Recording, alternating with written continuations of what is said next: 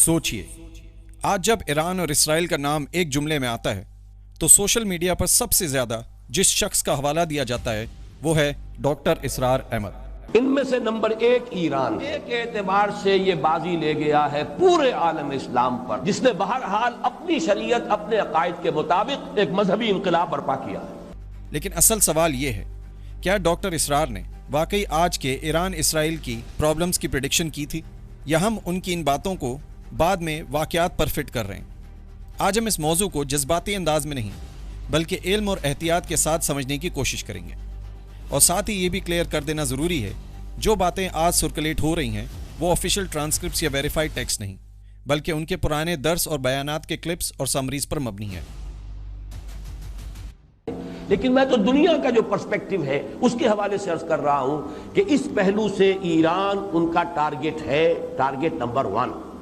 सबसे पहली और बुनियादी बात, डॉक्टर इसरार अहमद का इंतकाल 2010 में हो चुका था, इसीलिए ये बात बिल्कुल वाज़ेह है। उन्होंने 2025-2026 के किसी खास ईरान इसराइल कॉन्फ्लिक्ट पर कमेंट नहीं किया। जो कुछ भी उनसे मंसूब किया जाता है वो उनकी जनरल जियोपॉलिटिकल और कुरानी हिस्टोरिकल फ्रेमवर्क के जरिए समझा जाता है। डॉक्टर इसरार का असल फ्रेमवर्क क्या था? डॉक्टर इसरार दुनिया को नॉर्मली न्यूज़ एनालिसिस के अंदाज से नहीं देखते थे। उनका अंदाज था कुरानी तारीख, बनी इसराइल का हिस्टोरिकल रोल और आखिरुज़्ज़मां के ग्लोबल पैटर्न्स। यानी वो हर कॉन्फ्लिक्ट को एक छोटी पॉलिटिकल खबर के बजाय एक बड़ी हिस्टोरिकल मूवमेंट का हिस्सा समझते थे। डॉक्टर इसरार की कई रिकॉर्डिंग्स और लेक्चर्स में एक कॉमन बात मिलती। उन्होंने ये कहा था कि इसराइल फ़लस्तीन की टेंशन्स सिर्फ दो कौमों का झगड़ा नहीं, उनके नज़दीक ये पूरे मिडिल ईस्ट का जियो स्ट्रेटेजिक रीस्ट्रक्चरिंग का हिस्सा है। वो अक्सर वसीतर मिडिल ईस्टर्न स्ट्रगल की बात करते थे। उनका फोकस होता था कि यह कॉन्फ्लिक्ट आहिस्ता आहिस्ता रीजनल और फिर इंटरनेशनल कॉन्फ्रंटेशन की शक्ल इख्तियार कर सकता है। क्लिप्स और समरीज के मुताबिक डॉक्टर इसरार ने कई मरतबा ये तसव्वुर बयान किया है कि इसराइल का पॉलिटिकल प्रोजेक्ट सिर्फ अपनी करंट बाउंड्रीज तक महदूद नहीं, उन्होंने इसको ग्रेटर इसराइल के लॉन्ग टर्म खाके से जोड़ कर देखा। उनके ख्याल में फ्यूचर में इसराइली इन्फ्लुएंस पड़ोसी मुस्लिम ममालिक तक फैल सकता है। ये बात उन्होंने मिलिट्री मैप्स के हवाले से नहीं बल्कि हिस्टोरिकल रिलीजियस एम्बिशंस के कॉन्टेक्स्ट में कही थी। इस सिलसिले में डॉक्टर इसरार की एक बहुत अहम बात यह भी मिलती है, अगर कभी अल अक्सा मॉस्क पर कभी कोई बड़ा और फैसलाकुन कार्रवाई होती है तो वो सिर्फ फ़लस्तीन का मसला नहीं रहेगा। उनके मुताबिक ये पूरी मुस्लिम दुनिया के जज्बात को जगा देने वाली चीज़ हो सकती है। उन्होंने कहा, अल अक्सा का मसला ग्लोबल मुस्लिम अपहीवल का ट्रिगर बन सकता है। डॉक्टर इसरार अक्सर इस किस्म के मनाजिर को आखिरुज़्ज़मां के निज़ाम से जोड़कर देखते थे। उनके दरसों में ये बात बहुत ज़्यादा मिलती है। जब मुस्लिम दुनिया पर प्रेशर हद से बढ़ जाए और सेंट्रल सेक्रेट सिंबल्स निशाना बने तो फिर लोगों में इमाम मेहदी के ज़हूर का इंतज़ार और ज़्यादा शदीद हो जाता है। ये बात याद रहे, डॉक्टर इसरार ने यह बात किसी पॉलिटिकल फोरकास्ट के तौर पर नहीं कही थी बल्कि रिलीजियस हिस्टोरिकल लेंस से कही थी। अब आते हैं दूसरी बात पर जो आज सबसे ज़्यादा सर्कुलेट हो रही है। कुछ वीडियोज़ और समरीज में डॉक्टर इसरार से यह भी बात मंसूब की जाती है कि फ्यूचर मिडिल ईस्टर्न कॉन्फ्लिक्ट में ईरान बहुत अहम मरकज़ी किरदार अदा करेगा। ये उनके हवाले से कहा जाता है कि ईरान अपनी इस्लामिक रेवोल्यूशन और अपनी स्ट्रेटेजिक पोजीशन की वजह से बड़ी कुव्वतों के नज़र में हमेशा रहेगा। डॉक्टर इसरार के सोचने का तरीका ये था, ईरान एक ऐसा मुस्लिम मुल्क है जहाँ political system openly Islamic revolution के बाद बना और वेस्टर्न डोमिनेंस की खुली मुखालफत रही। इसीलिए उनके नज़दीक Iran naturally global power game में एक टारगेट बन सकता है। मगर फिर भी ये बात समझना ज़रूरी है कि डॉक्टर इसरार ने कभी ये नहीं कहा कि ईरान और इसराइल ज़रूर वॉर करेंगे।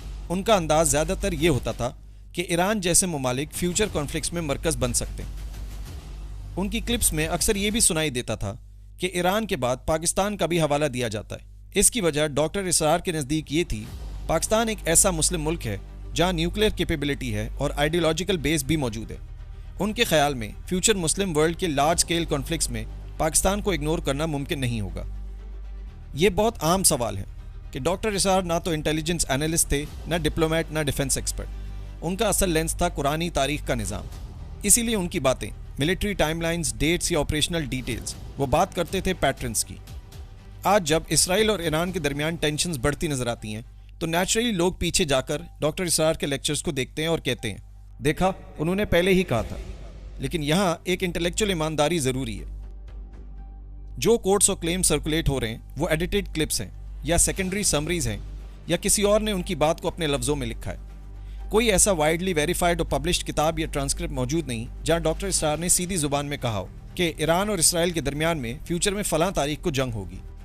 अगर हम उनकी सोच को ऑनेस्ट तरीके से समझें तो उनकी बुनियादी पॉइंट ये था कि मिडिल ईस्ट का कॉन्फ्लिक्ट एक छोटा पॉलिटिकल गेम नहीं, ये रिलीजियस आइडेंटिटी, सेक्रेट जियोग्राफी और ग्लोबल पावर स्ट्रक्चर्स का एक बड़ा कोलिजन है। उनके नज़दीक इसराइल फ़लस्तीन सिर्फ सरफेस है, असल स्ट्रगल पूरी मुस्लिम दुनिया की पॉलिटिकल और आइडियोलॉजिकल फ्यूचर का है। उनकी नज़र में जो मुल्क वेस्टर्न डोमिनेंस को चैलेंज करता है और इस्लामिक आइडेंटिटी को पॉलिटिकल लेवल पर जिंदा करता है, वो नेचुरली प्रेशर में आता है। इस फ्रेमवर्क में ईरान का नाम आना बिल्कुल लॉजिकल लगता है। डॉक्टर इसरार के लिए जियोपॉलिटिक्स का फाइनल नुक्ता हमेशा ये होता है कि इंसानियत अपनी कुदरत से हिस्ट्री को कंट्रोल नहीं करती, असल कंट्रोल अल्लाह के हाथ में होता है, और जब जुल्म, गलबा और सीक्रेट सिंबल्स पर हमले बढ़ जाते हैं तो हिस्ट्री एक नया मोड़ लेती है।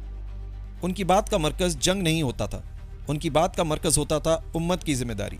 अगर सीधी बात बोली जाए तो डॉक्टर इसरार ने इसराइल फ़लस्तीन कॉन्फ्लिक्ट को फ्यूचर रीजनल कॉन्फ्लिक्ट का हिस्सा कहा, ईरान को फ्यूचर स्ट्रगल्स में अहम मुमलिकत में शामिल किया।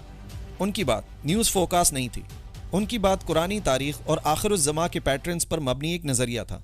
डॉक्टर इसरार की सोच का असल सवाल ये नहीं था अगला वॉर कहाँ होगा, उनका असल सवाल ये था जब दुनिया एक नई हिस्टोरिकल स्टेज में दाखिल हो रही होगी तो मुसलमान उम्मत अपना किरदार कैसे अदा करेगी। और शायद आज उनकी बातों की सबसे ज़्यादा अहमियत यहीं से शुरू होती है।